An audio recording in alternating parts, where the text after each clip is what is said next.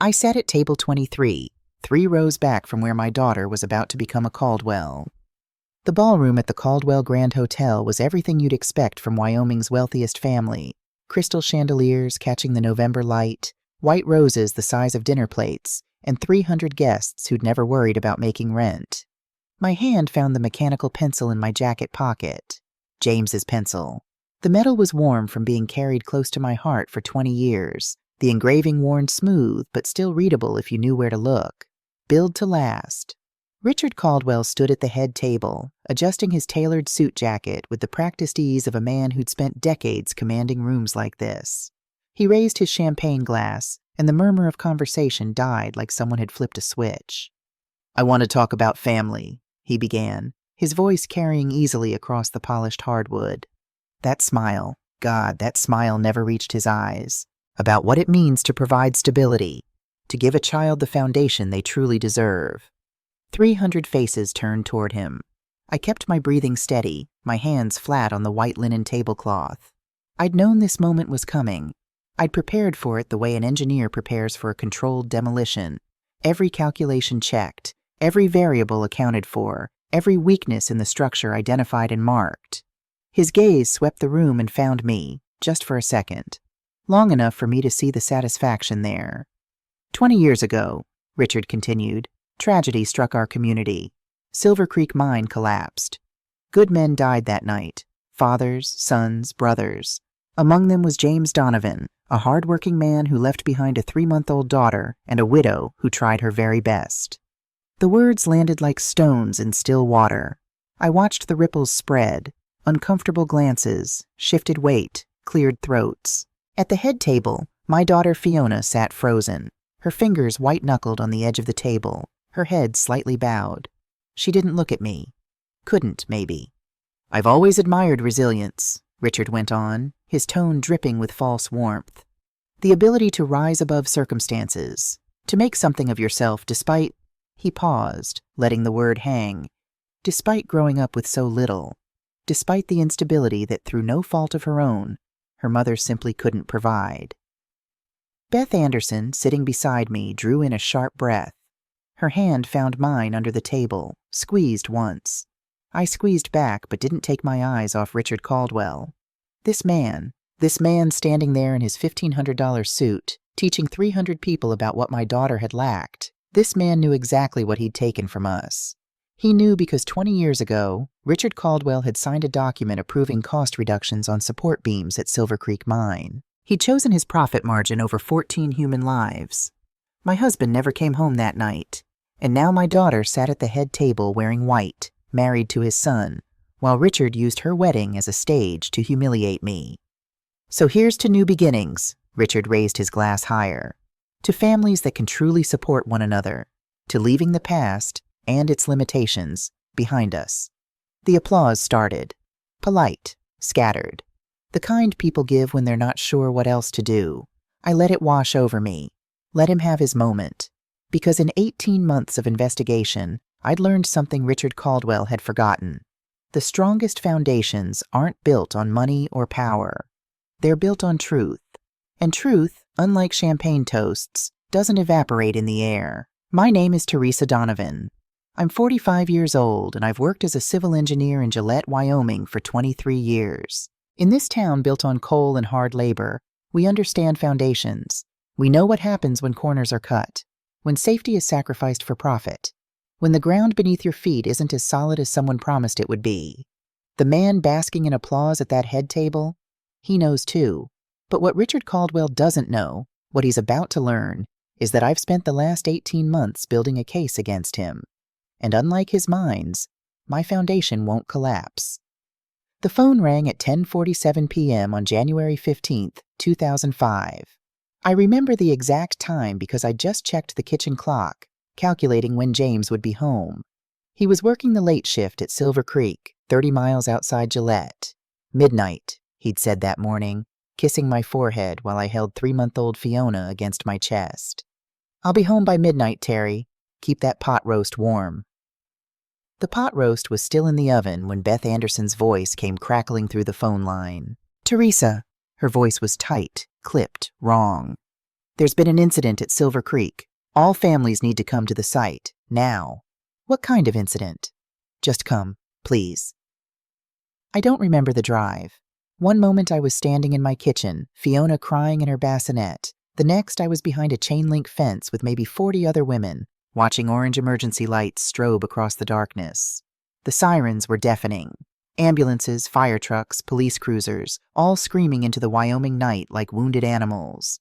The air tasted of diesel and dust, thick enough to choke on. Portable floodlights threw harsh shadows across the mine entrance, making everything look like a scene from hell. The main shaft had collapsed. A woman beside me was crying, her hands wrapped so tight around the chain-link fence that the metal bit into her palms. I didn't cry. Couldn't. My whole body had gone numb except for my hands, which burned from gripping the frozen metal. "Structural failure," someone said. A mine official with a clipboard and a face like carved stone. "The support beams in Shaft C gave way. We're doing everything we can." "How many men were down there?" someone asked. A voice from the crowd, desperate. 14. 14. The number hit me like a physical blow. They brought out 7 men in the first 2 hours, covered in coal dust, coughing, some on stretchers. Each time the rescue teams emerged from that black mouth of the mine, we surged forward, desperate, hopeful, terrified. James wasn't among them. By dawn, they stopped bringing anyone out. A man in a Caldwell Energy hard hat stood on the bed of a pickup truck and told us the shaft was too unstable. They couldn't safely continue. "We're deeply sorry for your loss," he said. "Your loss. Past tense, like it was already decided." I stood there holding my 3-month-old daughter against my chest, feeling her small heartbeat against mine, and watched the sun come up over the wreckage of Silver Creek Mine. The light was pink and gold and beautiful, and I hated it. I hated that the world kept turning when mine had just stopped. The official story came out 3 days later. The Gillette Gazette ran it on the front page. "Natural seismic activity triggers mine collapse. 14 dead in Silver Creek tragedy. Natural seismic activity. An act of God." These things happen in mining country. But I'd worked in construction since I was 22. I understood load-bearing structures. I knew what properly reinforced beams could withstand. Wyoming gets tremors.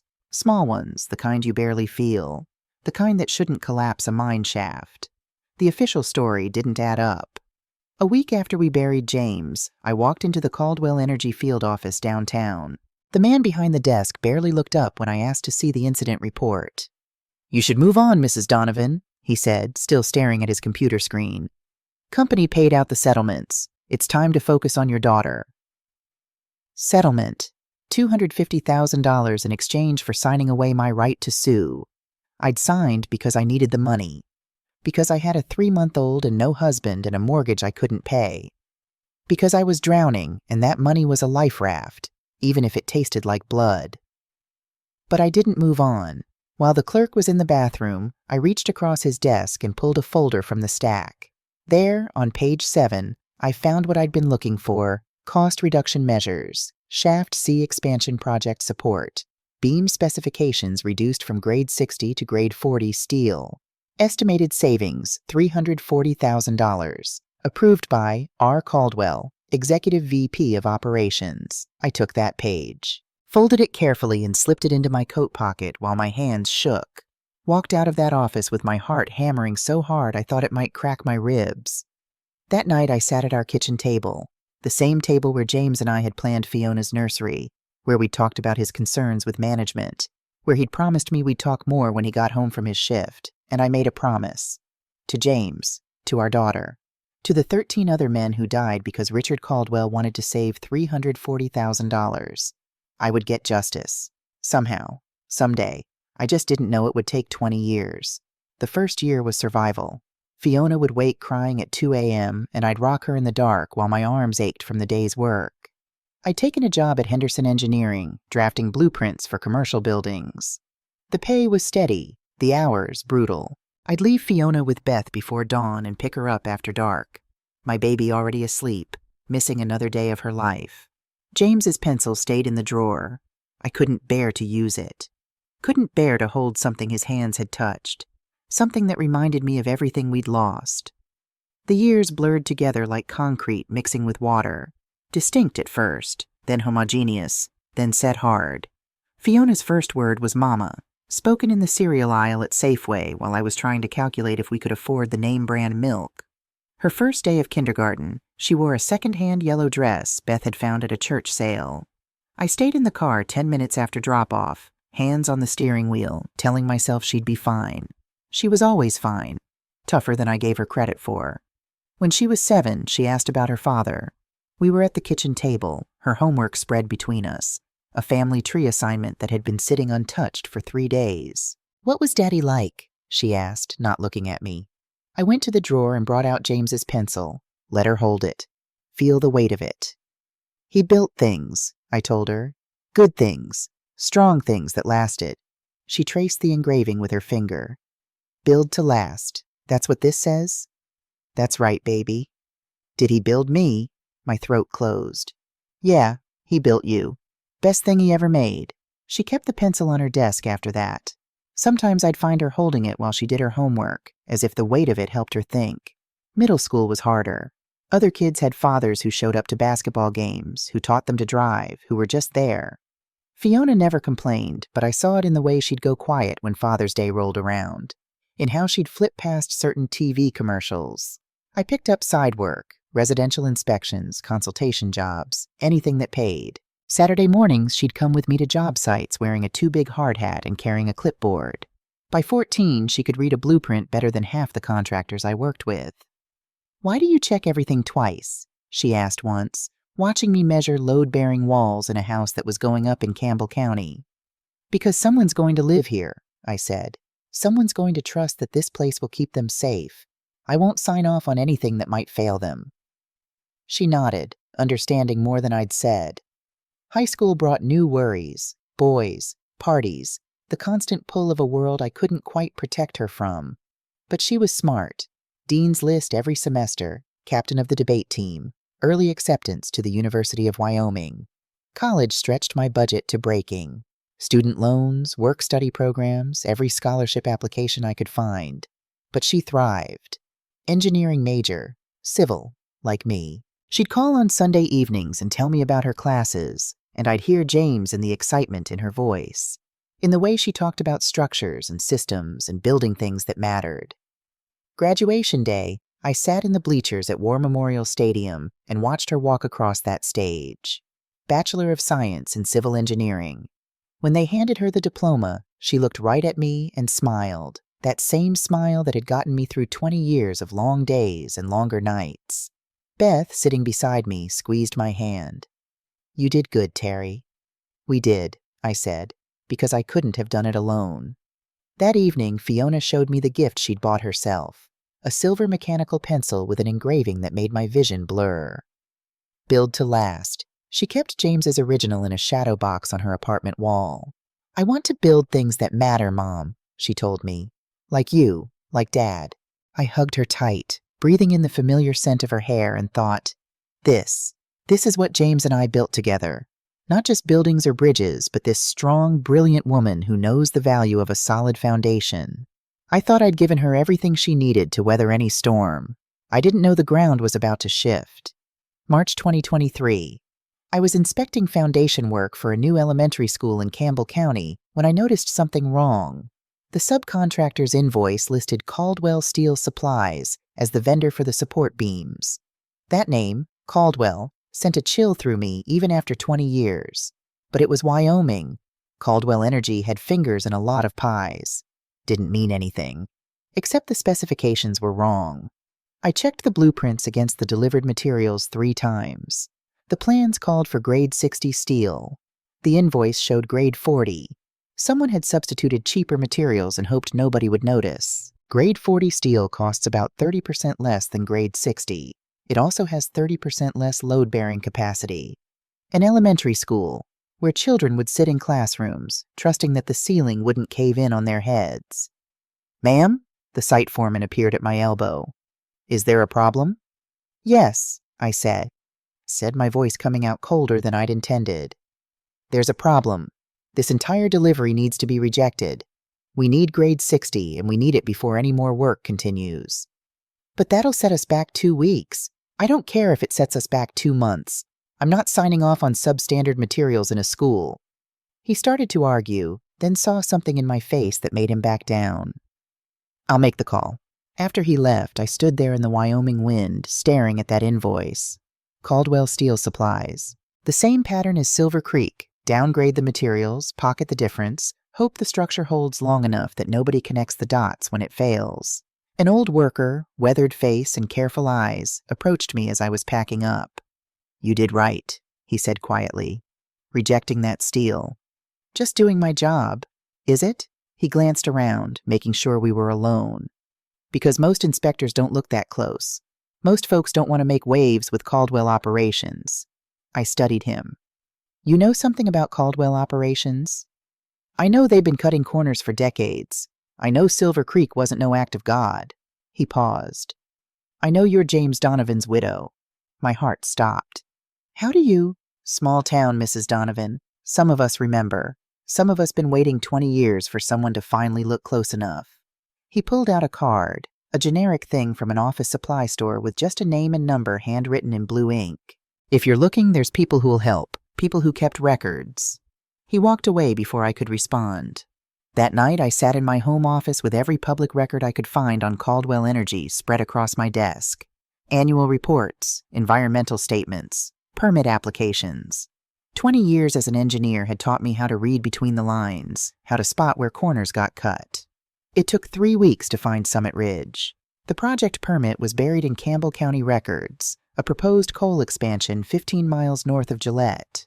The language was careful, technical, designed to bore anyone not looking for problems. But I'd seen this before. I knew what to look for. Support structure specifications barely meeting code. Environmental safeguards listed as pending. Projected timelines assuming everything would go perfectly. Nothing ever goes perfectly in mining. I cross-referenced the specs against industry standards. The numbers made my stomach turn. Support beams rated for 60% of the actual load. Safety inspections quarterly instead of monthly. Ventilation systems cutting corners that would kill men if anything went wrong. Someone was going to die at Summit Ridge. Just a matter of when. I picked up my phone and called the number on that worker's card. Sarah Mitchell, a woman answered. Gillette Gazette. Ms. Mitchell, my name is Teresa Donovan. I think we need to talk about Caldwell Energy. There was a pause. Then, I've been hoping someone would call. How soon can you meet? We met at a diner on the edge of town 3 days later. Sarah Mitchell was younger than I'd expected. Late 30s, sharp eyes, the kind of woman who noticed everything. She'd been with the Gazette for 5 years, writing investigative pieces on water contamination and workers' rights. Beth had mentioned her before. That reporter who doesn't take corporate PR at face value. I spread the Summit Ridge files across the table. She studied them in silence, her coffee going cold. This is criminal negligence, she said finally, but I need inside sources. Documentation is great, but prosecutors need testimony, someone who can speak to Caldwell's pattern of behavior from the inside. I might know someone, I said, thinking of that worker's card in my wallet. His name was Daniel Torres. He'd been CFO of Caldwell Energy for 15 years. I'd met him once, 3 years back, during a safety consultation. He'd quietly pointed out discrepancies in some documents, suggested I look closer at certain projects. At the time, I'd thought he was just being thorough. Now I wondered if he'd been waiting for someone to ask the right questions. I called him from the diner parking lot, hands shaking. Mr. Torres, this is Teresa Donovan. We met a few years ago at the Henderson consultation. I need to ask you something, and I need you to be honest with me. I remember you, Mrs. Donovan. His voice was careful. What do you need? I need to know if you're willing to go on record about what's happening at Caldwell Energy. About Summit Ridge. About Silver Creek. The silence stretched so long I thought he'd hung up. Then, what took you so long to ask? Meanwhile, in a corner office downtown, Richard Caldwell was having his own reckoning. He sat at his mahogany desk, the same desk his father had used, the same desk from which 3 generations of Caldwells had built an empire on Wyoming coal, and read the investigator's report for the 3rd time. Subject: Teresa Donovan, age 45, civil engineer. Recent activity: multiple requests for public records related to Summit Ridge project and historical documents from Silver Creek mine collapse. 2005. Associations: Sarah Mitchell, Gillette Gazette. Daniel Torres, current CFO, concerning. Known vulnerabilities: one daughter, Fiona Donovan, age 24, environmental engineer, recent UW graduate. Richard leaned back in his leather chair and steepled his fingers. 20 years. 20 years since Silver Creek, and now James Donovan's widow was poking around in things that should have stayed buried. He buzzed his assistant. Get me everything we have on Fiona Donovan. Education, employment history, where she's been, who she's seeing, everything. Yes, sir. Is there a particular reason? Just do it. The report came back 2 hours later. Richard read it slowly, a smile spreading across his face. Environmental engineer, idealistic, young, recently attended a renewable energy conference in Denver. Perfect. He picked up the phone and dialed his son. Ethan, it's your father. I have an opportunity for you. There's a conference next month in Denver, renewable energy sector. I think it's time you expanded your network. Since when do you care about renewable energy? Ethan's voice carried the edge of suspicion Richard had been hearing for years. Since it became clear that diversification is good business, you've been asking for more responsibility. Consider this your chance. He paused, letting the silence do its work. There will be some interesting speakers. Fiona Donovan, for instance. Young engineer making waves in sustainable mining practices. I think you two might find you have a lot in common. Another pause. You've researched the speakers? I research everything, son. It's how we've stayed successful for 3 generations. After he hung up, Richard opened another file. This one marked contingency plans. If Teresa Donovan wanted to dig into the past, he'd give her something in the present to worry about. Everyone had pressure points. Everyone had something they couldn't afford to lose. For Teresa Donovan, that something was her daughter. Richard began making calls. Richard Caldwell didn't build a $300 million empire by leaving things to chance. 3 weeks after ordering the investigation into Fiona Donovan, he sat in his office reviewing the details. 24 years old, environmental engineering degree, passionate about sustainable mining practices, idealistic in that way young people are before the world teaches them that ideals don't pay the bills. And she'd be speaking at the Rocky Mountain Renewable Energy Conference in Denver in 2 weeks. Richard picked up his phone. Ethan, come to my office. His son appeared 10 minutes later, that familiar wariness in his eyes. Ethan had been suspicious of him for years, ever since that incident when he was 12. Richard had broken the boy's arm after a botched presentation to investors, and their relationship had never quite recovered. But Ethan was still his son, still a Caldwell, still useful. You wanted to see me? Sit. Richard gestured to the leather chair across from his desk. I have an opportunity for you. There's a conference in Denver next month, renewable energy sector. Clean mining practices, sustainability initiatives, all that progressive nonsense. Ethan's eyes narrowed. Since when do you care about renewable energy? Since it became clear that the future of energy is diversification. Coal won't last forever, and I'm not stupid enough to keep all our eggs in one basket. Richard slid a folder across the desk. You've been asking for more responsibility in the company. Here it is. Go to this conference. Network. Learn what the competition is thinking. Ethan opened the folder, scanning the conference schedule. This is mostly about phasing out fossil fuels, about environmental regulations. Exactly. Know your enemy, son. Understand what we're up against.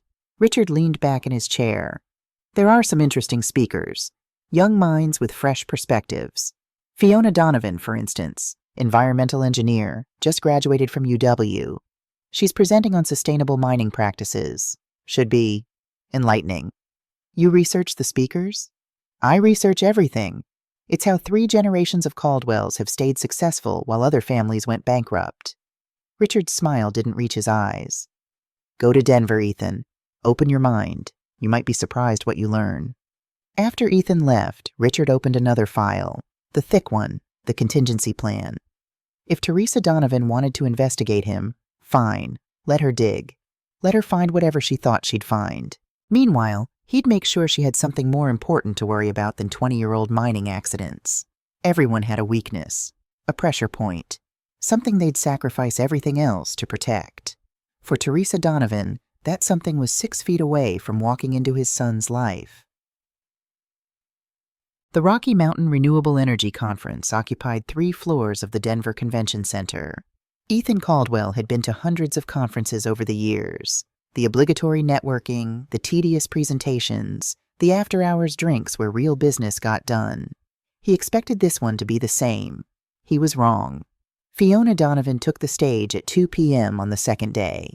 Ethan had planned to skip most of the technical sessions, but his father had specifically mentioned her presentation, so he found a seat in the back of the auditorium. She was younger than he'd expected. Pretty in an understated way. Dark hair pulled back, minimal makeup, a simple blue dress that said she cared more about what she was saying than how she looked. When she spoke, her voice carried the kind of confidence that came from actually knowing your subject matter, not just reading from corporate talking points. The mining industry doesn't have to choose between profitability and safety, she was saying, clicking through slides that showed structural designs, cost-benefit analyses, safety metrics. We've created a false dichotomy, as if protecting workers somehow hurts the bottom line. But the data doesn't support that. Companies with strong safety records have lower insurance costs, higher worker retention, fewer lawsuits, and better community relations. Safety isn't a burden. It's an investment that pays dividends. Ethan found himself leaning forward. My father was a miner, Fiona continued, and something in her voice shifted, became more personal. He died in a mine collapse when I was 3 months old.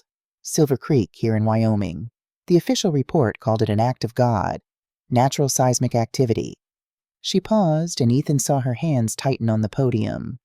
But my mother was an engineer.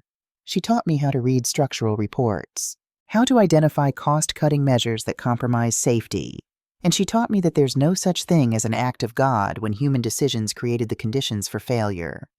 The room had gone very quiet. So when I talk about sustainable mining practices, I'm not just talking about environmental sustainability. I'm talking about sustaining human lives, about building structures that last, about choosing integrity over quarterly profits. She looked out at the audience, and Ethan would have sworn she was looking right at him. Because every miner who goes underground deserves to come home. Every child deserves to grow up with their father.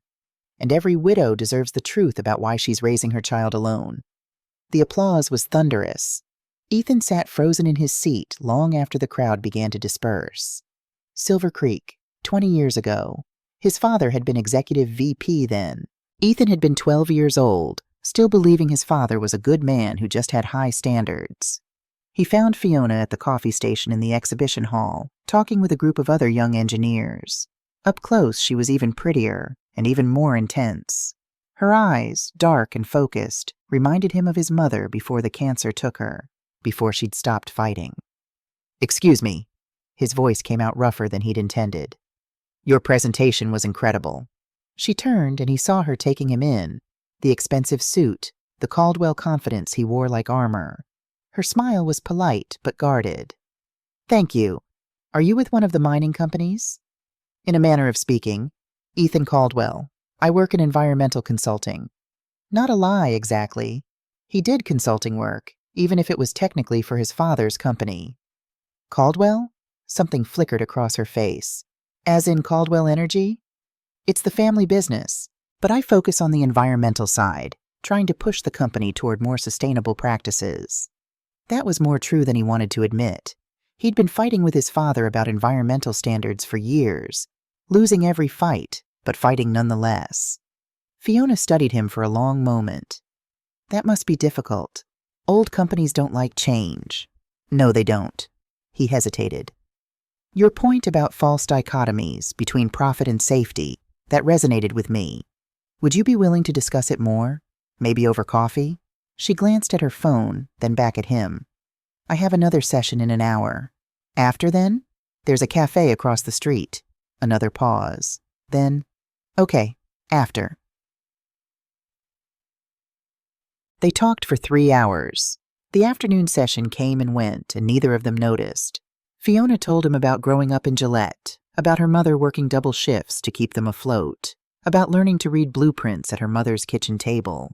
Ethan found himself telling her things he'd never told anyone, about the pressure of being a Caldwell, about wanting to make his father proud while hating half of what the company did, about feeling trapped between legacy and conscience.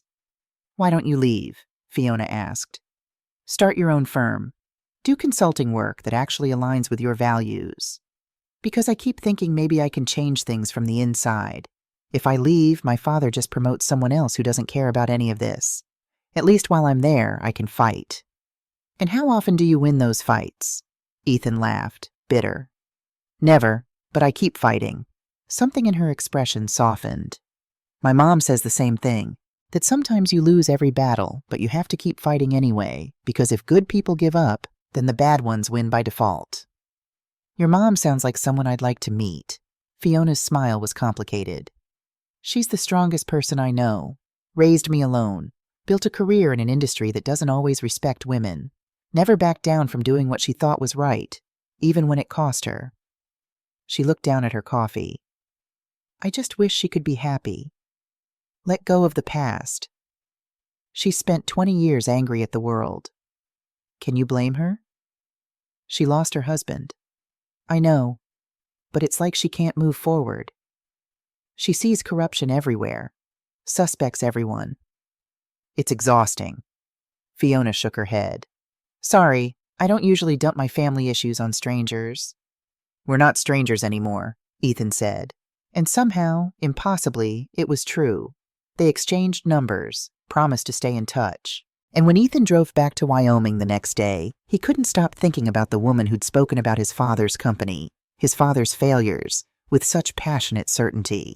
He also couldn't stop wondering if his father had known, if that's why Richard had sent him to Denver. 2 weeks later, his father asked casually over dinner, How was that conference? Educational, Ethan said carefully. Meet anyone interesting? Ethan's hand tightened on his fork. Why?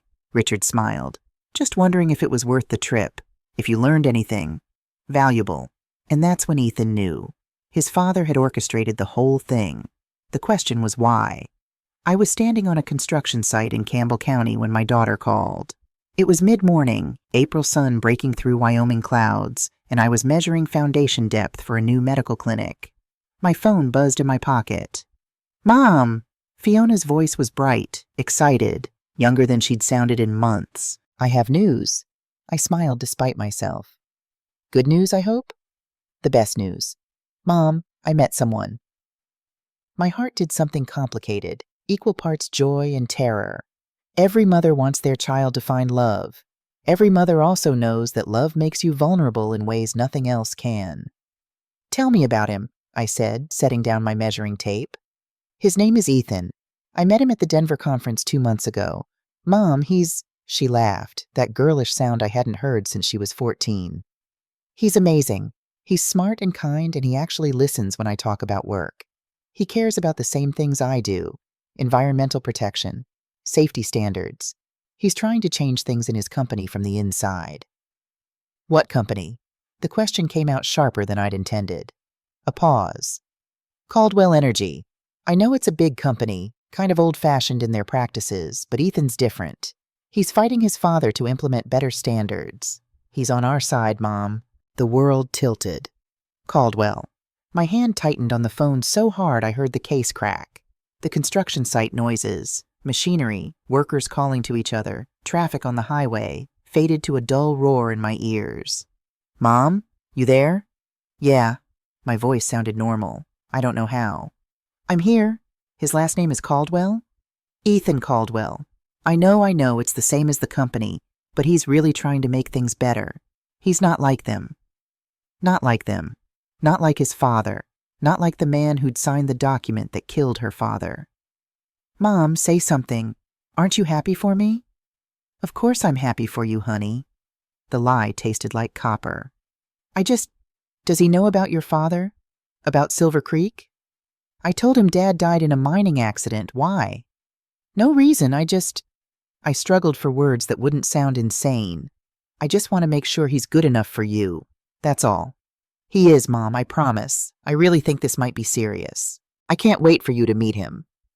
We talked for a few more minutes, but I don't remember what else was said. When we hung up, I stood there in the April sun, holding my cracked phone, understanding with perfect clarity what Richard Caldwell had done. This wasn't coincidence. This wasn't random. He'd engineered this. He'd known I was investigating, and he'd found my weakness. Found the one thing I'd sacrifice everything else to protect. My daughter. I drove straight to Sarah Mitchell's office at the Gazette. She took one look at my face and closed her door. What happened? Fiona's dating someone. I could barely get the words out.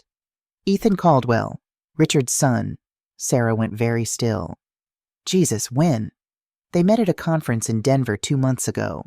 2 months, Sarah, right after we started investigating Summit Ridge.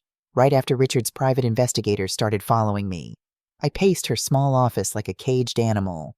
He set this up. He knew we were coming for him, and he found a way to make me back off. You think he orchestrated them meeting? I know he did. I've been doing this job too long not to recognize an engineered situation when I see one. I stopped pacing, looked at her. The question is, what do I do about it? You have to tell Fiona. Tell her what? That the man she's falling in love with is the son of the man who killed her father? That his father probably arranged for them to meet?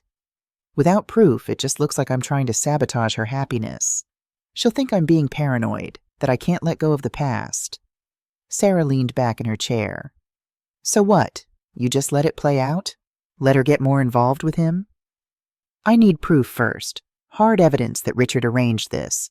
And I need more on Summit Ridge. Something so solid that when I do tell Fiona, she can't deny what Richard Caldwell really is. That could take months. Then it takes months. I pressed my palms against my eyes. 20 years I've waited. I can wait a little longer.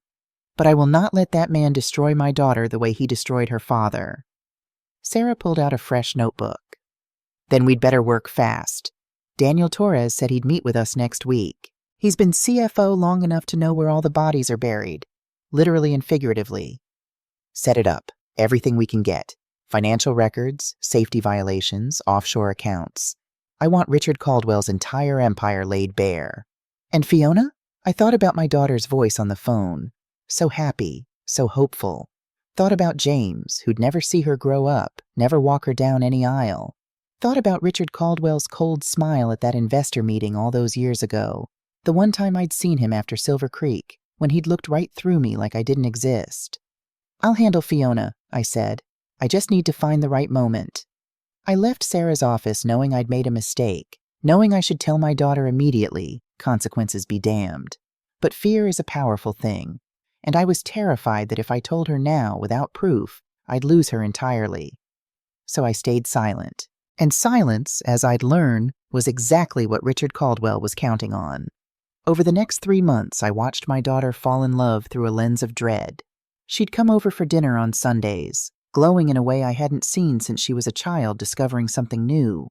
She'd tell me about Ethan, how he took her hiking in the mountains, how they'd stay up late talking about ways to reform the mining industry, how he made her laugh. He's not like his father, Mom, she'd say, seeing the reservation I couldn't quite hide.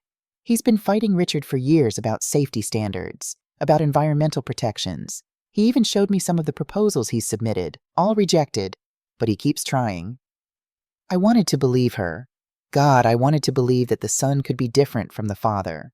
But every time she said Ethan's name, I saw James's face, saw Silver Creek, saw Richard Caldwell's signature on that cost reduction document. Have you met his father? I asked once, trying to keep my voice casual. Once, for dinner. Fiona's expression shifted, became more guarded. He was intense, very business-focused. Asked a lot of questions about you, actually. My blood ran cold. What kind of questions? Just normal stuff. What you do for work, how you raised me on your own. He said he admired your strength.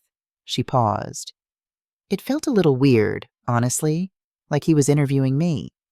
Maybe you should be careful around him. Mom. Fiona set down her fork, frustration creeping into her voice.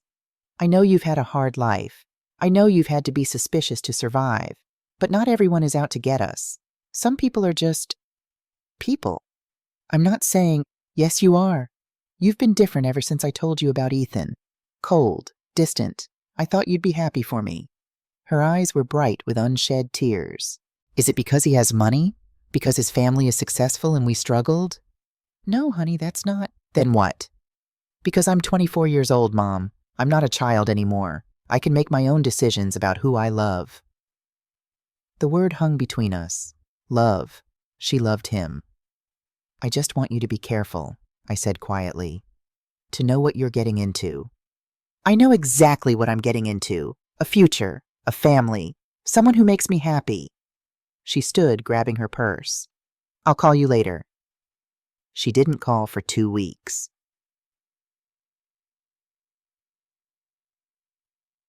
Meanwhile, Fiona was having her own reckoning. It started in July, when Ethan left his laptop open at her apartment while he went to grab takeout. She hadn't meant to snoop, just wanted to check her email, but his desktop was open to a folder labeled Dad Concerns. Curiosity 1. Inside were years of documents, emails between Ethan and lawyers, correspondence with private investigators, research on Silver Creek Mine, environmental violations going back 15 years. All of it carefully organized, methodically researched, obsessively documented. Ethan had been investigating his father for at least a decade. Fiona clicked on a recent email, dated 2 weeks ago. It was from Ethan to someone named Marcus Sullivan, a lawyer in Denver. Marcus found another connection. Teresa Donovan, widow of Silver Creek victim James Donovan, has been investigating my father for approximately 6 months. Sarah Mitchell at Gillette Gazette is helping her. They're looking into Summit Ridge, among other projects. Here's the complication. I'm dating her daughter. Fiona doesn't know about any of this. Not about my investigation of Dad, not about her mother's investigation, not about Silver Creek. I met her at a conference, genuinely. It wasn't until later that I connected the dots. I don't know if Dad knows about Fiona and me. But if he does, he'll use it. He'll use her as leverage against her mother. I need to figure out how to protect Fiona without revealing what I know, without destroying what we have. Advice? Fiona read it 3 times, her hands shaking. Ethan knew. He'd known about her mother's investigation. He'd known their families were connected through tragedy. And he hadn't said anything. She was still staring at the screen when she heard Ethan's key in the lock. Hey, got your favorite? He stopped when he saw her face, saw what was on the screen. Fiona. You knew, her voice came out flat. About my mother, about Silver Creek, about your father. Ethan set down the takeout bag slowly. Yes. When? When did you know? I suspected after your presentation in Denver. Confirmed it about 2 weeks after we started dating. He took a step toward her. She took a step back. Fiona, please, let me explain. You've been lying to me for months. I haven't lied. I just didn't tell me that your father killed mine? That your family destroyed mine? That my mother has been investigating your father and you knew? Her voice was rising. What was I, Ethan? Insurance? A way to keep tabs on the investigation? God, no. Fiona, I love you. That's real. That's the only thing in this whole mess that's completely real. Then why didn't you tell me? Because I was terrified of exactly this. He gestured at the space between them, at the broken trust hanging in the air like smoke. I was terrified that if you knew, you'd look at me the way you're looking at me right now. Like I'm him. Like I'm my father. Are you? No! The word came out fierce. I've spent my entire adult life trying not to be him, trying to fix what he's broken, trying to build something good out of the wreckage he's left behind. That's why I have those files. That's why I've been working with lawyers and investigators. I'm trying to stop him, Fiona. I have been for years. She wanted to believe him. God, she wanted to believe him. But her mother's voice echoed in her head. Be careful. Know what you're getting into. Does your father know about us? Ethan's silence was answer enough. He does, doesn't he? He knows, and he's going to use me somehow. I won't let him. You can't stop him, Ethan. You just said it yourself. You've been fighting him for years and losing every time. She grabbed her purse, her jacket. I need some time. I need to think. Fiona, please. I need time. She left him standing in her apartment, surrounded by takeout containers and the wreckage of trust. 3 days later, she got an invitation to lunch with Richard Caldwell. The restaurant was called Aspen Grove, one of those places where businessmen made deals behind soundproof doors. Richard had reserved a private room. Fiona arrived 10 minutes late, still debating whether to show up at all. He was already seated, wearing a navy suit that probably cost more than her car. On the table beside his water glass sat a plain manila folder. Fiona, thank you for coming. Richard stood, gestured to the chair across from him. "Please sit." She sat, wary. "Mr. Caldwell, I'm not sure why you wanted to meet. Call me Richard. We're family now, aren't we? Or soon will be." His smile was warm, grandfatherly. It didn't reach his eyes. "I wanted to talk to you about your mother." Fiona's stomach dropped. "What about my mother?" "She's been causing some trouble, making accusations, contacting journalists with wild stories about my company." He shook his head sadly. "I understand, of course. She lost her husband. Grief makes people irrational, makes them see conspiracies where there are only tragedies." "My mother isn't irrational." "No? Then why is she telling people I'm responsible for Silver Creek? That I deliberately compromised safety to save money?" Richard's voice hardened. "Those are serious accusations, Fiona. Libelous accusations. The kind that could destroy a person's life. If they're not true, why are you worried?" "I'm not worried." He opened the folder. "I'm disappointed. I had hoped we could be a family, that your mother could let go of the past and embrace the future. But if she insists on this vendetta..." He slid papers across the table. Fiona looked down and felt the world tilt. Bank statements, consulting contracts, all bearing her signature. What is this? "Financial records showing that you've been on Caldwell Energy's payroll for 18 months. Consulting fees totaling $8. $5 million, paid for environmental assessments on our Summit Ridge project." "I've never worked for Caldwell Energy. I've never even been to Summit Ridge." "I know that." "You know that." Richard leaned back. "But these documents say otherwise. Your signature, your bank account, or rather, an account in your name that I opened, your social security number on every tax form." Fiona's hands started to shake. "You forged—" "I created insurance," Richard interrupted. "You see, if your mother's investigation gains any traction, if regulators come asking questions about Summit Ridge, I'll need someone to take the blame.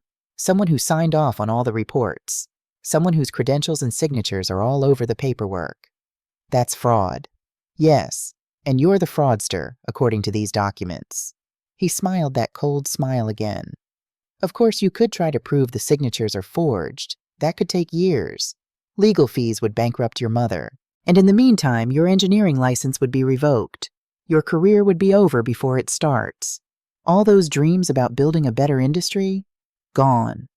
Fiona felt tears burning behind her eyes. "Why are you doing this?" "Because your mother won't stop, and I won't let 40 years of building an empire be destroyed by a widow with a vendetta." He leaned forward. "But you can make this go away, Fiona. You can save your mother, save yourself, save my son from having to choose between his father and his girlfriend." "How?" "It's simple. Ethan is planning to propose to you next month. When he does, you'll say yes. You'll plan a wedding. And at that wedding, I'm going to give a toast."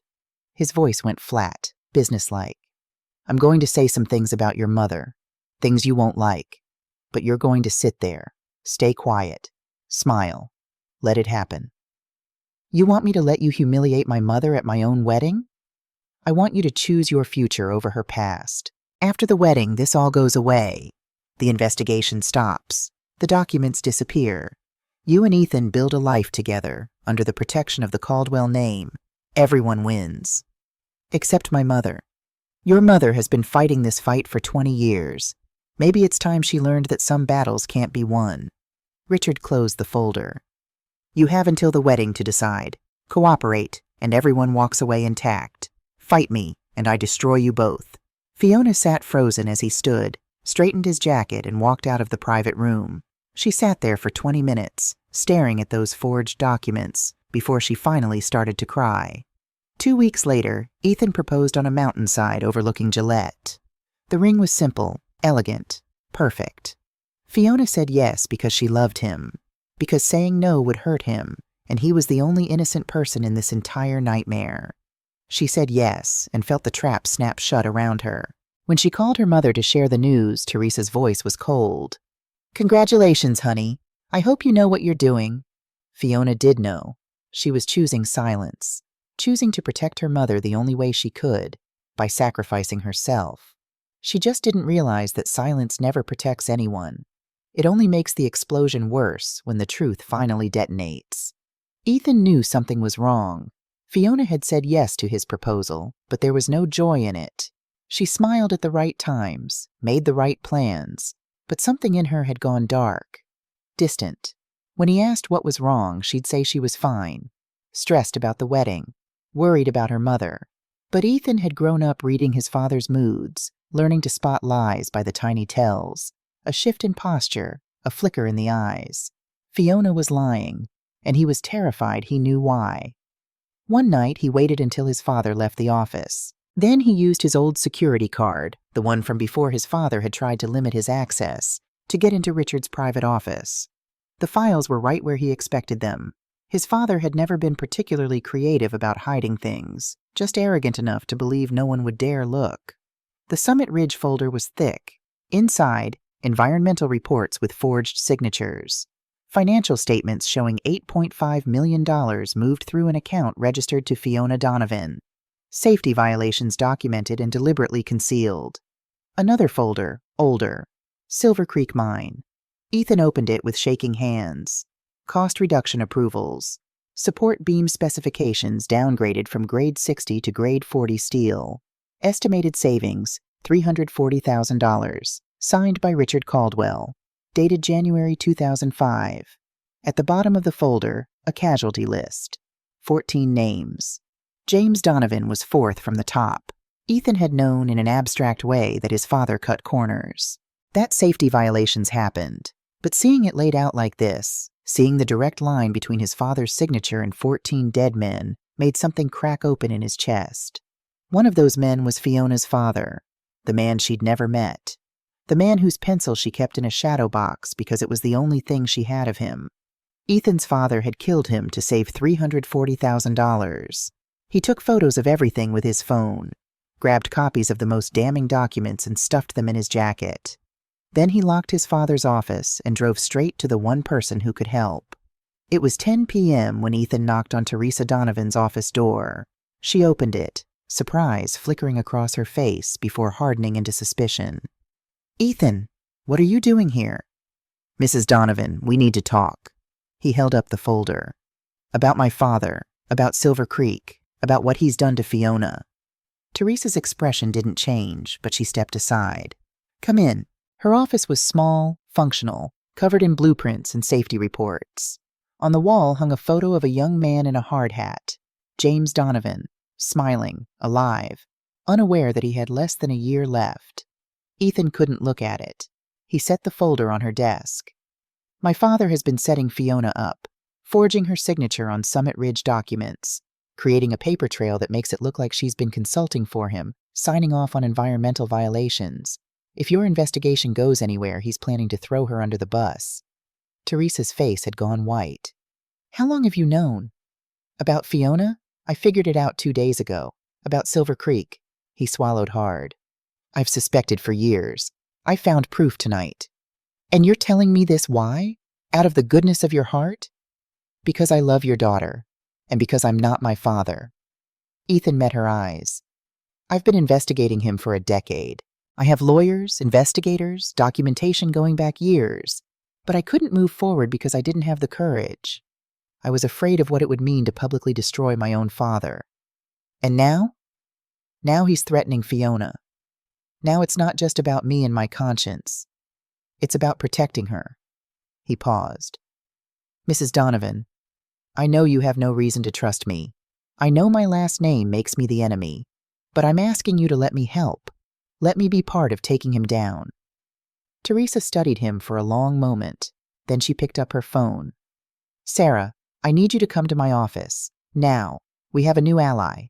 For 6 weeks, they worked in secret. Teresa, Sarah, Daniel Torres, and Ethan. 4 people from different worlds, united by the knowledge that Richard Caldwell needed to be stopped. Daniel provided the financial records, offshore accounts, creative bookkeeping, years of payoffs to inspectors who looked the other way. Sarah connected the dots, building a narrative that even the most skeptical prosecutor couldn't dismiss. Ethan filled in the gaps with his father's internal communications, the smoking guns that proved intent. And Teresa held it all together, her engineer's mind organizing the evidence into an unassailable structure. They met in Sarah's office after hours, ordered pizza, drank too much coffee, built a case brick by brick. The FBI has been investigating Caldwell Energy for 6 months, Sarah told them at one meeting. My contact says they're close to moving, but they need more evidence. They need testimony from people inside the company. I'll testify, Daniel said. I'm done being complicit. Me too, Ethan added. Teresa looked at him, really looked at him, and saw not Richard's son but his own man, a man trying to do right by the woman he loved. Thank you, she said quietly. Don't thank me yet. We still have to survive the wedding. The wedding. Fiona and Ethan had set the date for November 20th, 3 weeks away. That's when we do it, Teresa said. Maximum visibility, maximum witnesses. Richard won't be able to deny anything with 300 people watching. And Fiona? Ethan's voice was strained. She's going to hate me when she finds out I knew, that I've been planning this behind her back. She'll hate me more, Teresa said. I'm her mother. I should have protected her from this. Instead, I let her walk into a trap. You were trying to build a case first. That's smart. No, that was fear. Teresa looked at the photo of James on her desk. I was afraid of losing her if I told her the truth without proof, afraid she wouldn't believe me. So I stayed silent. And silence is exactly what Richard wanted. Sarah's phone buzzed. She looked at the screen and went pale. We have a problem. Richard just filed an injunction trying to block the Gazette from publishing anything about Caldwell Energy. He's lawyering up. He knows something's coming. Then we accelerate, Teresa said. Sarah, contact your FBI source. Tell them we're ready to testify. Tell them we need that arrest warrant ready for the wedding. You're sure about this? About the timing? Teresa thought about her daughter, brilliant, kind, trapped in a nightmare not of her making. Thought about James, who'd never get to walk Fiona down any aisle. Thought about Richard Caldwell's cold smile and his toast about limitations and his 40 years of building an empire on graves. I'm sure it ends at the wedding, no matter what it costs. The morning of the wedding dawned cold and clear. November in Wyoming, the kind of day where the sky is impossibly blue and the air cuts like glass. I was in my hotel room staring at the dress Beth had helped me pick out when someone knocked on my door. 7 a.m. The wedding wasn't until 6. I opened the door, and there was Fiona. She looked terrible. Eyes red-rimmed, makeup-free, still wearing yesterday's clothes, like she'd been up all night. Mom, her voice cracked. I need to tell you something before it's too late. I pulled her inside. Honey, what's wrong? I know about Silver Creek. The words tumbled out in a rush. I know Richard killed Dad. I know he's been investigating you. I know he forged my signature on Summit Ridge documents, and he's been blackmailing me since September. And I'm so sorry, Mom. I'm so sorry I didn't tell you sooner, but I thought... Slow down. I gripped her shoulders. Fiona, what are you talking about? She collapsed onto the bed and told me everything. The lunch with Richard, the forged documents, the threat to destroy her career and mine, the toast he planned to give at the reception. He said if I stayed quiet, if I let him humiliate you just once, he'd make it all go away. I thought... She was crying now, great heaving sobs. I thought I was protecting you. I thought if I could just get through one night, if I could just take it, then he'd leave us alone. I knelt in front of her, taking her hands. Baby, listen to me. Richard Caldwell doesn't leave people alone. He just finds new ways to control them. I know that now, but I was so scared, Mom. Scared of losing my career. Scared of losing Ethan. Scared of them finding out I was part of something illegal even though I didn't do anything. I know you were scared. I pulled her into my arms, held her while she shook. Fear makes us do things we regret, makes us think that silence will keep us safe, but silence only protects the people who are doing wrong. What do I do now? I pulled back, looked at my daughter's face, so much like her father's, especially in the eyes. Now? Now you stand with me. Today, when Richard gives his toast, you let him. But then I'm going to stand up. And I'm going to tell everyone what he really is, what he's done, and you're going to back me up. You have proof? 18 months worth. Ethan's been helping, did you know that? Fresh tears spilled over. He has? He loves you, Fiona. He's been investigating his father for years. Tonight it all comes out. Tonight we end this. Together. She stared at me. You've been planning this? For the wedding? For 18 months, since I discovered Summit Ridge. I squeezed her hands. I should have told you sooner. Should have trusted you with the truth instead of trying to protect you from it. That's my fault. My mistake. But we can fix it now. We can face him together. Mom, your father taught me something, Fiona. He used to say, build to last. And you know what? We're still here. You and me. We lasted through 20 years of grief and hardship, and now this. We're still standing. And today, we're going to make sure Richard Caldwell knows exactly what kind of foundation we built. Fiona wrapped her arms around me, holding on like she used to when she was small and scared of the dark. I love you, Mom. I love you too, baby. Now go. Get ready. You have a wedding to get through. And tonight, we're going to make sure your father gets the justice he's been waiting 20 years for. After she left, I sat alone in my hotel room, James's pencil in my hand, and let myself cry. For my daughter. For my husband. For all the years of silence and fear. But when I stood up, I was done crying. Tonight, Richard Caldwell would learn that some foundations can't be shaken, no matter how hard you try. The Caldwell Grand Hotel ballroom was everything a wedding should be. Golden hour light poured through floor-to-ceiling windows, catching on crystal chandeliers and white roses the size of dinner plates. 300 guests filled rows of white chairs, their designer clothes and easy laughter speaking to lives lived without struggle. I sat in the back row, table 23, where I'd always been relegated. But today I wasn't hiding. Beth sat beside me, her hand finding mine under the table. Across the room, Sarah Mitchell had her phone ready. Daniel Torres sat 2 tables over, his face carefully neutral. And at the front, Ethan Caldwell stood at the altar, his eyes finding mine for just a second. A small nod. We're ready. The processional music began. Bridesmaids in champagne silk, groomsmen in charcoal gray. Then Fiona. My daughter walked down that aisle alone. No father to give her away, no mother at her side. She'd insisted. This is my choice, Mom. I walk into this on my own terms. The ivory dress caught the light with each step. Her hair swept up, those diamond earrings Ethan had given her glinting. She looked beautiful. She looked terrified. She looked like a warrior walking into battle. Our eyes met as she passed my row. This time I could read what I saw there: determination, solidarity, forgiveness for all the months of silence between us. The officiant began. Traditional vows, carefully chosen readings about love and commitment. When it was time for I do, Fiona's voice shook. But she said it. Ethan's voice stayed steady. He'd had more practice lying to his father, I supposed. They exchanged rings. The officiant pronounced them married. They kissed, brief, formal, the kiss of 2 people who knew the real wedding wasn't the ceremony. It was what came next. Applause filled the space. Fiona and Ethan walked back up the aisle, hands linked. Behind them came Richard and his wife, positioned like royalty surveying their kingdom. Richard caught my eye as he passed. That smile, God, I'd hate that smile for the rest of my life. He thought he'd won, thought he'd successfully humiliated me, controlled my daughter, protected his empire. He had no idea the ground was already crumbling beneath his feet.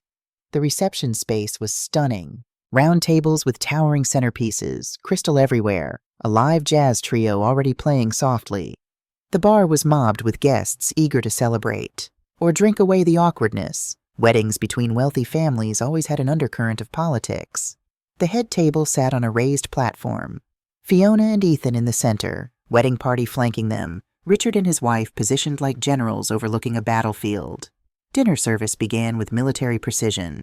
Filet mignon, roasted vegetables, something fancy that I couldn't taste. My stomach was too tight. My hand kept finding James's pencil in my pocket, tracing the worn engraving. Build to last. Servers cleared the main course. The room quieted the way it does when people sense something formal approaching. Richard stood, adjusting his jacket with practiced ease. He picked up his champagne glass, and every eye in the room turned toward him. Ladies and gentlemen, he began, his voice carrying easily across the space. Thank you all for being here today, for witnessing the union of 2 families, 2 futures. Polite applause. I kept my breathing steady. I want to talk about legacy, Richard continued, about what it means to build something lasting, to provide for your children, to give them the foundation they deserve. His eyes found mine across the room. That cold smile never wavered. 20 years ago, tragedy struck our community. Silver Creek Mine collapsed. Good men died that night. Fathers, sons, brothers. Among them was James Donovan, a hard-working miner who left behind a 3-month-old daughter and a widow who tried her very best. I felt 300 pairs of eyes flicker toward me, felt the weight of pity and curiosity. Teresa Donovan worked hard, I'll give her that. Richard's tone dripped with false praise. But raising a child requires more than determination. It requires resources, stability, the kind of security that comes from generational wealth, from knowing your family name opens doors. Uncomfortable shifting in seats. Someone coughed. Today, I'm grateful that Fiona finally has what she always deserved. A real family. The Caldwell name carries weight in this town, in this state. It provides opportunities that others, he paused, letting the word hang, simply cannot offer. At the head table, Fiona's hand trembled on the table. Ethan reached for it, squeezed once. They'd discussed this. They knew what was coming.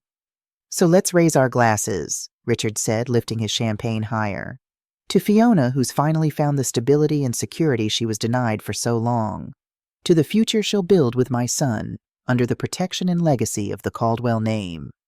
The room remained mostly silent. A few guests reluctantly lifted their glasses. I stood. The scrape of my chair against hardwood cut through the quiet like a knife. Every head turned. Richard's smile tightened at the edges. Mr. Caldwell, I said, my voice steady and clear. That was beautiful, really moving. But before we drink to the future, I think everyone should understand the legacy you're actually talking about. I caught Sarah's eye. She nodded once. Behind Richard, the massive projection screens flickered to life. His head whipped around. The first image appeared, a document, clear and damning. Silver Creek Mine, cost reduction measures, support beam specifications. Grade 40 steel, reduced from grade 60. Estimated savings, $340,000. Approved by R. Caldwell, Executive VP of Operations. Date December 2004. 20 years ago, I said, walking toward the center of the room where everyone could see me. You approved the use of substandard materials in Silver Creek Mine. Grade 40 steel when regulations required grade 60. You saved $340,000. Gasps rippled through the crowd.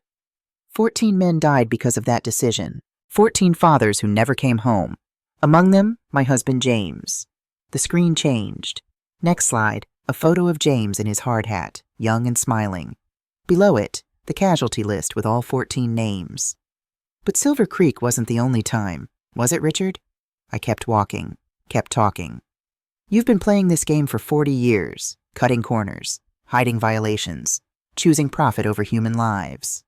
Next slide, Summit Ridge Project documents, safety violations highlighted in red, structural deficiencies documented and deliberately concealed. Your latest project, Summit Ridge, follows the same pattern. Substandard materials, falsified inspection reports. And when I started investigating, when you realized someone was finally looking closely enough to see what you really are, you decided to protect yourself. The screen changed again. Bank transfer documents, offshore accounts.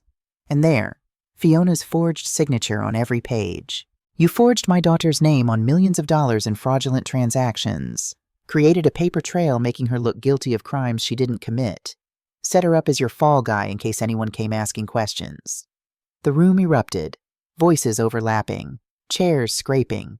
Someone shouted for security. Fiona stood at the head table, tears streaming down her face, but her voice rang out clear. It's true. He blackmailed me, threatened to destroy my career, my mother's career, if I didn't stay silent. I was terrified, but I'm not silent anymore. Ethan stood beside her. Neither am I. I've been documenting my father's crimes for 10 years. Every violation, every payoff, every corner cut that risked human lives. I'm testifying against him. So is our CFO, Daniel Torres. Daniel stood from his table. I'm prepared to provide full documentation to federal authorities. Offshore accounts, falsified reports, everything. Richard grabbed the podium, knuckles white. This is slander. Fabricated evidence. I'll sue every one of you. With what? Sarah Mitchell's voice cut through the chaos. The $7 million in assets the FBI froze this morning? The main ballroom doors burst open. FBI agents in dark suits moved through the crowd with practiced efficiency. A woman with silver hair and a badge, Agent Rebecca Santos, walked straight to Richard. Richard Caldwell, you're under arrest for fraud, forgery, criminal negligence, resulting in wrongful death, blackmail, and conspiracy. Her voice carried across the now silent room. You have the right to remain silent. Richard lunged toward me. Security grabbed him before he'd taken 2 steps. You destroyed me, he screamed, all that cold control finally shattered. 40 years. 40 years I built this empire and you destroyed yourself, I said quietly. The room was so silent everyone heard me. I just made sure everyone saw it. My husband deserved that much. Those 14 men deserved that much. The click of handcuffs echoed through the ballroom like a judge's gavel. Agent Santos led Richard toward the door. He was still screaming, face purple with rage, all that carefully constructed dignity stripped away. Camera flashes erupted from the guests, social media immortalizing his fall in real time. Then he was gone. The man who'd haunted my life for 20 years, who'd killed my husband and tried to destroy my daughter, disappeared through those doors in handcuffs. The room exploded into chaos. Guests rushing for exits, reporters shouting questions, wedding staff standing frozen, unsure what to do with the untouched wedding cake. At the head table, Fiona collapsed into Ethan's arms, sobbing. Not sad tears, something deeper. Relief. Release. The kind of crying that comes when you've been holding your breath for so long you'd forgotten what oxygen felt like. I walked through the chaos toward them. Guests parted like water. When I reached the head table, Fiona looked up. Mom, not here, I said gently. Upstairs. Let's go somewhere quiet. The hotel suite was silent after the chaos of the ballroom. Fiona sat on the edge of the bed, still in her wedding dress, mascara streaked down her face. Ethan stood by the window, watching the news vans multiply in the parking lot below. I pulled a chair across from my daughter. I understand if you can't forgive me, she whispered. For what? For choosing silence. For sitting there while he planned to humiliate you. For not trusting that you could handle the truth. I reached out, took her hand. You were trying to protect me. You thought silence would keep us safe. But it didn't. It only made things worse. Yes, I wasn't going to lie to her. Not anymore. Silence always makes things worse. It protects the people doing wrong, not the people being hurt. I should have told you immediately, the day he blackmailed me. Maybe, probably, I squeezed her hand. But fear is powerful, Fiona. It makes us do things we regret. Makes us think we're protecting people when we're really just protecting ourselves from having to make hard choices. Are you angry? I thought about that. About the months of distance between us. About watching her plan a wedding while knowing she was being blackmailed. About all the meals where she'd sat across from me, lying through her teeth because she was terrified. I admitted. For a long time I thought you'd chosen him over me. That you believed his money was worth more than my truth. That hurt, Fiona. It hurt more than I can explain. Fresh tears spilled down her face. But I was wrong too, I continued. I should have told you about Silver Creek the day you mentioned Ethan's name. Should have trusted you with the truth instead of trying to protect you from it.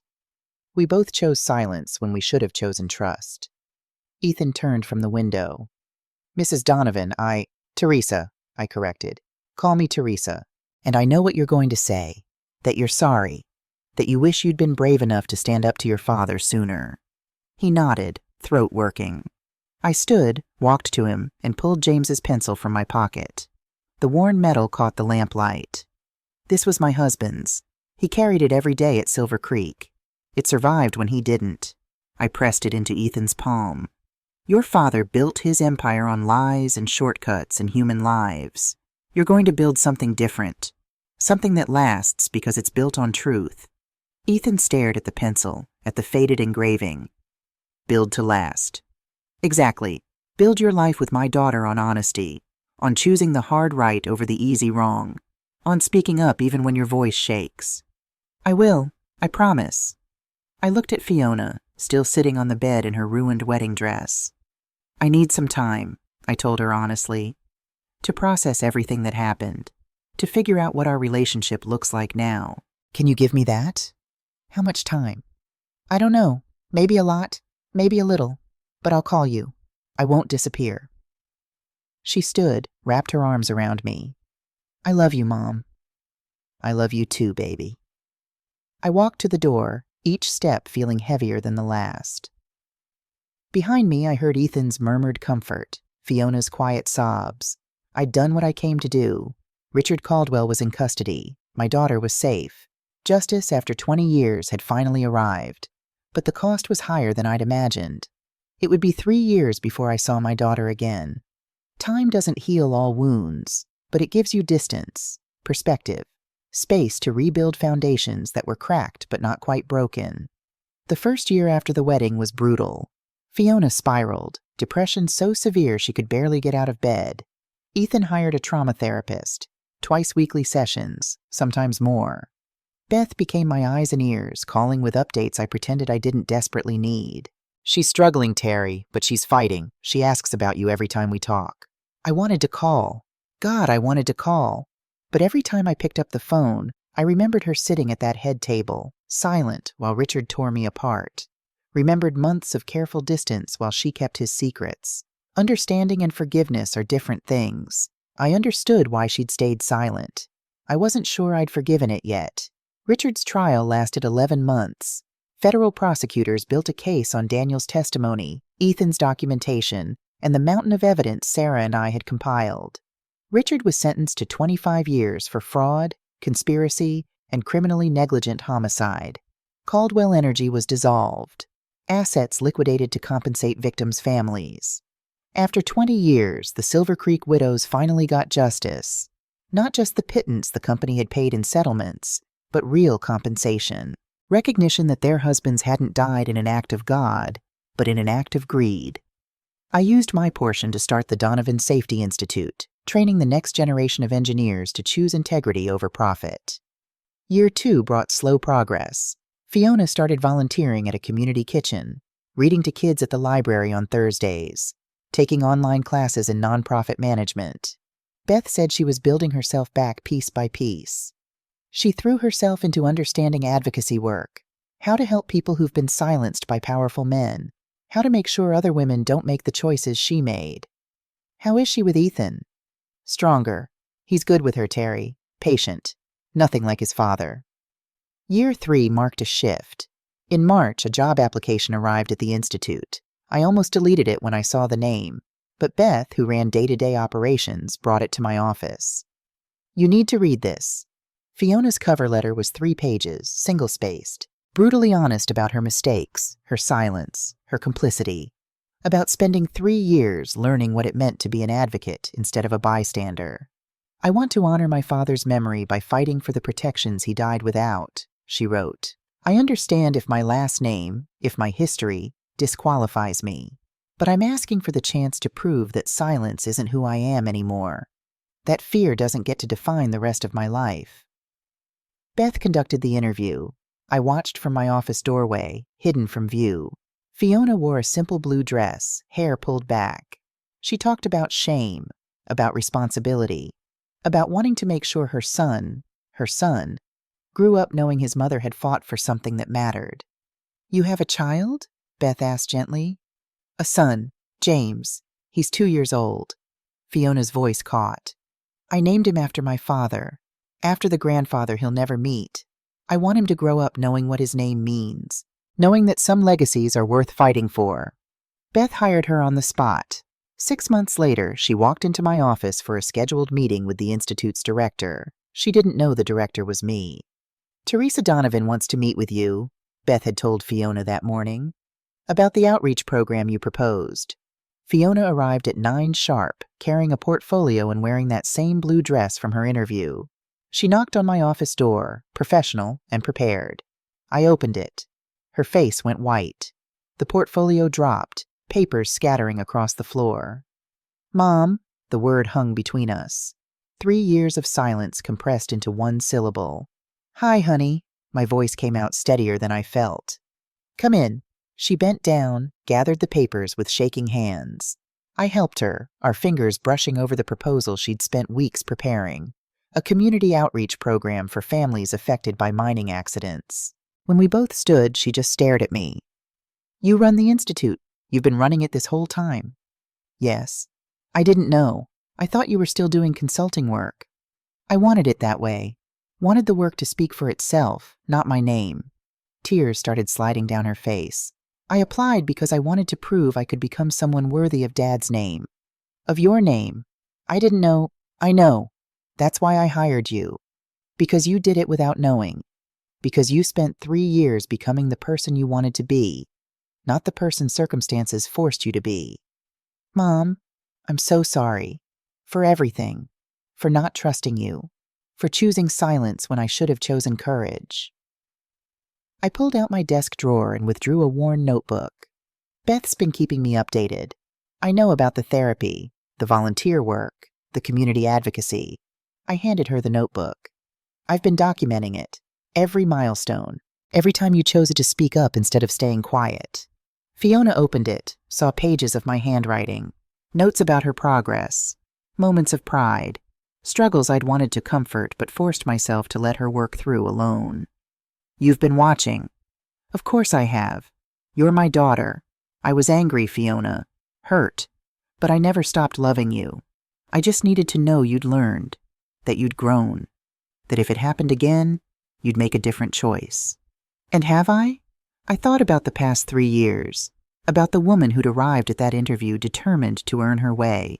About the mother who'd named her son after the father she never knew. About the advocate who now spent her days helping other families find their voices. Yes, you have. The dam broke. She crossed the room and wrapped her arms around me, and I held my daughter while she sobbed 3 years' worth of regret and relief and redemption. There's someone I want you to meet, she said finally, pulling back and wiping her eyes. Can you come with me? Right now? Spring had come to Wyoming, the kind of day where the sky stretches forever and the air smells like possibility. We drove to Silver Creek Memorial in Fiona's car. She talked the whole way, nervous chatter about little James, about Ethan's work with workers' rights nonprofits, about their small house in town. He changed his last name, she said. Legally. He's Ethan Caldwell Donovan now, said he wanted to honor both legacies, the one he's leaving behind and the one he's trying to build. The memorial had been renovated. The rusted chain-link fence was gone, replaced with walking paths and benches. The granite marker with 14 names stood surrounded by a garden maintained by volunteers. Beth had told me about it, a project the Institute had funded. A small boy sat on a bench near the marker, wearing a dinosaur t-shirt and light-up sneakers. Ethan sat beside him, reading from a picture book. They looked up as we approached. James, Fiona said gently, there's someone I want you to meet. The boy hopped down from the bench and ran over. He had Ethan's sandy hair and Fiona's smile, but his eyes, God, his eyes were pure Donovan. Dark brown, bright with curiosity, exactly like his grandfather's. Hi, he said, looking up at me with absolutely no shyness. I'm James Michael Caldwell Donovan, but everyone calls me James. I knelt down, my vision blurring. Hi, James. I'm your grandmother. You can call me Grandma Teresa. I have a grandma? His face lit up. Mama said my grandpa was very brave. Are you brave too? I try to be. Mama says Grandpa James built things, good things that lasted. Can you teach me to build things? I pulled James's pencil from my pocket, the one I'd given Ethan 3 years ago, the one he'd returned to me with a note. This belongs to James now, when he's ready. This was your grandpa's, I told the little boy. He carried it every single day. See this engraving? Build to last. That means making things strong, things that won't fall down, things that keep people safe. James traced the faded letters with his finger. Can I keep it? Someday, when you're big enough to understand what it really means. I closed his small hand around it for just a moment, then slipped it back into my pocket. But I'll keep it safe until then, and I'll teach you everything your grandpa taught me. Deal? Deal. He threw his arms around my neck in a hug that smelled like apple juice and sunshine. Over his head, I met Fiona's eyes. She was crying quietly. Ethan's arm around her shoulders. "Thank you," she mouthed. I stood, little James's hand in mine.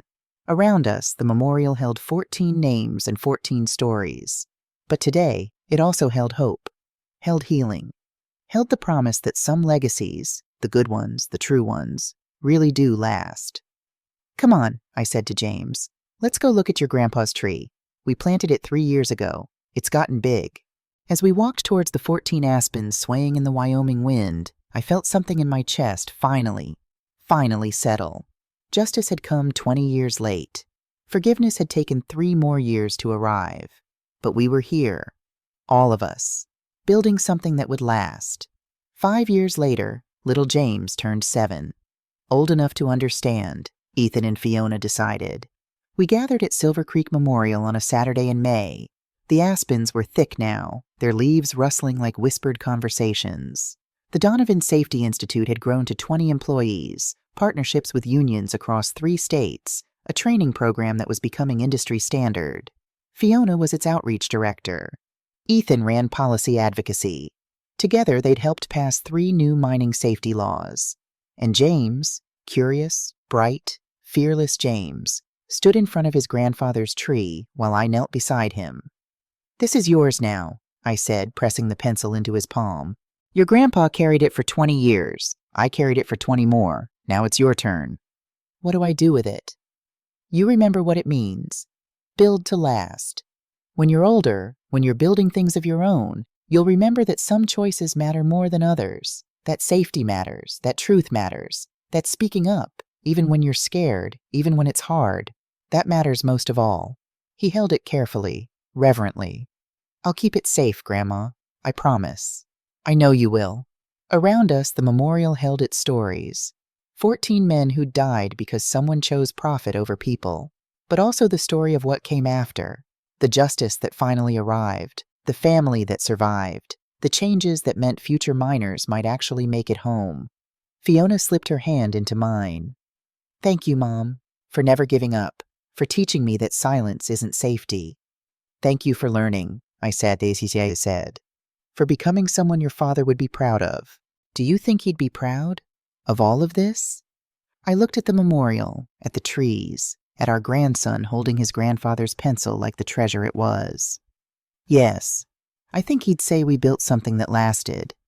The Wyoming wind moved through the aspens, carrying their whisper across the prairie.